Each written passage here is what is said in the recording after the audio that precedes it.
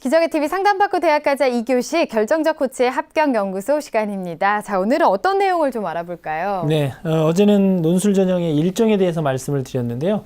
오늘은 그 수능 최저 학력 기준과 관련해서 논술 전형의 어떤 결과를 중심으로 좀 말씀을 드리겠습니다. 네.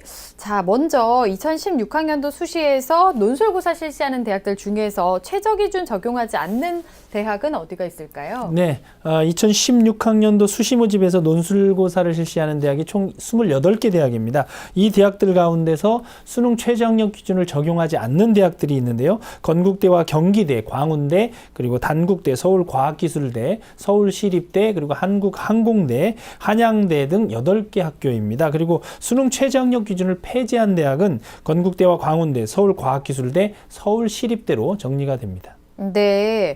자, 그렇다면 이렇게 최저 기준을 적용하지 않는 대학들 논술 전형 지원할 때 고려해야 될 점이라면 어떤 게 있을까요? 네, 그렇습니다. 지원할 때 주의할 점은 경쟁률이 아무래도 당락에 큰 영향을 미칠 수밖에 없는 구조인데요. 수능 최저 학력 기준이 없는 전형에서는 소위 말하는 학생부 성적이 좋지 않은 학생들이 논술을 통해서 수시 대박을 꿈꾸는 이런 학생들이 많이 몰리기 때문에 지원율 역시 높아질 것 같고요. 그렇다 보면 이제 실질 경쟁률하고도 연결이 되기 때문에 결국에서는 논술에서 경쟁력이 없다고 판단되면 좀 무리한 지원은 자제하는 게 좋겠습니다.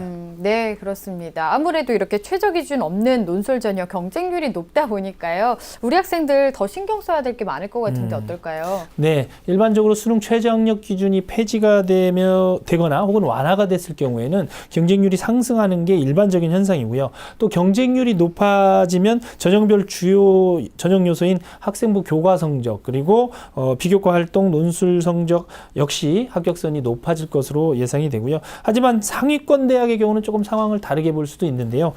수능 최저 학력 기준이 폐지돼도 상위권 대학의 경쟁률은 그렇게 크게 올라가지 않는 점도 눈에 띄고요. 상위권 대학의 합격선은 이미 높을 대로 높아진 점이 있고요. 또 수능 최저 학력 기준마저 폐지되면 전형 요소별로 경쟁력이 뛰어난 지원자들이 몰려서 합격선이 올라갈 가능성이 또 크고 기존 안정권에 있던 학생이라 하더라도 쉽게 지원하기는 어려울 것으로 이렇게 예상이 됩니다. 네, 지금 말씀해 주신 것처럼 상위권 대학 경우에는 최저 기준이 없어도 경쟁률이 그렇게 상승하지 않는다고 말씀을 해주셨는데 작년에는 어땠을까요? 네, 실제 작년에도 이제 그런 사례가 있었는데요. 한양대학교가 대표적인 경우였습니다. 한양대학교의 경우에는 수능 최저 학력 기준을 폐지했던 2014학년도보다 경쟁률이 오히려 크게 하락한 것으로 나타났습니다. 특히 논술 전형 경쟁률 하락폭이 크게 나타났는데요.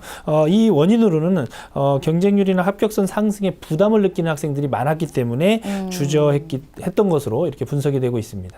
네, 자, 오늘은 최저 기준에 따른 논술 전형에 대해서 이야기를 나눠봤습니다. 결정적 코치의 합격연구소 시간이었고요. 3교시 상담 이어가겠습니다.